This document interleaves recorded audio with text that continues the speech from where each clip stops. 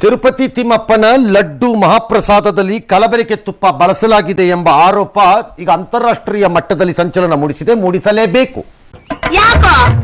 ಮೂರು ಹಂತ ಇದೆ. ಹಾಗಿದು ತುಪ್ಪದ ಕಲಬೆರಕೆ ಆಗಿದೆ ಅಂದ್ರೆ ಹೇಗೆ ಅಂತೀನಿ ನಾವು. ಸುಳ್ಳು ಆರೋಪ ಅಲ್ಲಲ್ಲಲ್ಲಲ್ಲಲ್ಲ, ಸುಳ್ಳು ಪಳ್ಳು ಅಲ್ಲಪ್ಪ.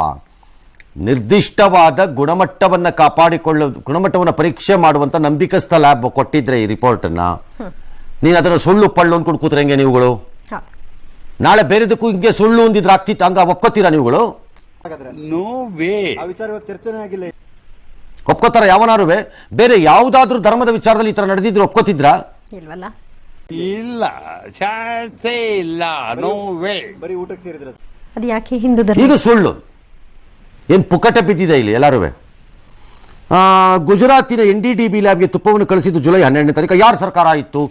ಅನುಮಾನ ಬಂದಿದ್ದಕ್ಕೆ ಕಳಿಸಿರ್ತಾರೆ, ಬರ್ದಿದ್ರೆ ಯಾಕೆ ಕಳಿಸ್ತಾರೆ ಅವನಾರು? 2 ತಿಂಗಳು ಏನು ಮಾಡ್ತಿದ್ರಿ ಅಂತೇನು? ಈ ಟೆಕ್ನಿಕಲ್ ಟಾಕ್ ಎಲ್ಲ ನಿಲ್ಲಿಸ್ಬೇಕು. ಅಭ್ಯಾಸ ಇಲ್ಲ ಅನ್ಸುತ್ತೆ. ಆಗಿದೆಯಾ ಆಗಿಲ್ವಾ ಹೇಳಬೇಕು. ಆಗಿದೆ ಅಂತಂದ್ರೆ ಮಾಡಿರೋ ಕಚಡ ಫೆಲೋಗೆ ನಾನು ನೆನ್ನೆ ಹೇಳ್ತಿದ್ದೆ, ಸಾಧ್ಯನೇ ಇಲ್ಲ ಕಾನೂನು ಶಿಕ್ಷೆ, ಕಾನೂನೇತರ ಶಿಕ್ಷೆನೇ ಆಗ್ಬೇಕು ಅವನಿಗೆ. ಅವ್ನು ಕಾಲು ಕತ್ತರಿಸಿ ಬಿಸಾಕ್ಬೇಕು ಅನ್ನೋದು ಬೆಟ್ಟದಿಂದ. ಮುಖಾಮುಖಿ ನೋಡಿದೆ.